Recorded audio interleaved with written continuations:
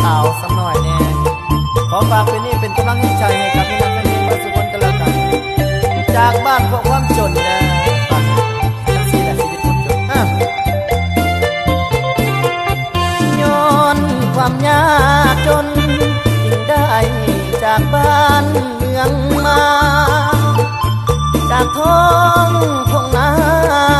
อำลาที่ฮักแฟนอายลาแล้วบ้านเกิดฐานที่เค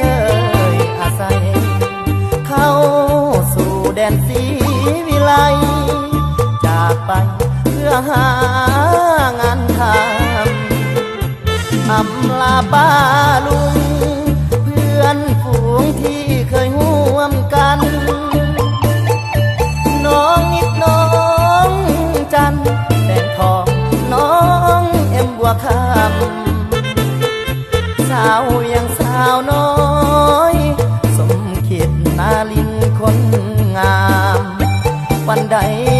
หากมีเงินคำอายสิหวนคืนบ้านเกิดเฮาเข้า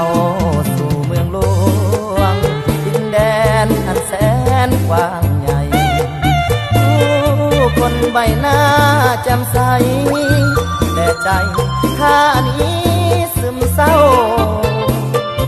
ความหูก็ต่ำมาเฮ็ดงานเป็นลูกจ้างเขาถึงแม้นเวียกหนักงานเบาก็ทนเอาเพื่อชีวิตต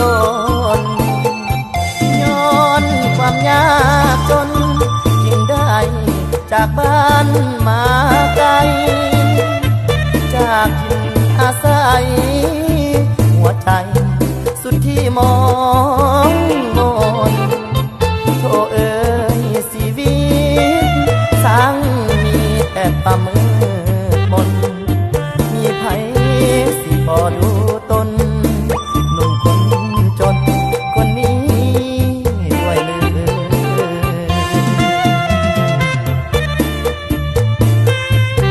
อาจเป็นบรรยากาศสดๆพี่น้องโอ้ยอารมณ์เย็น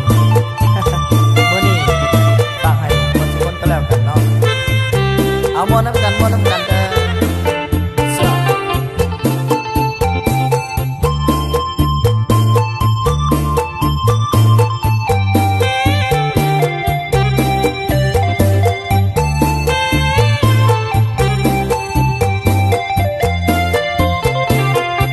เข้า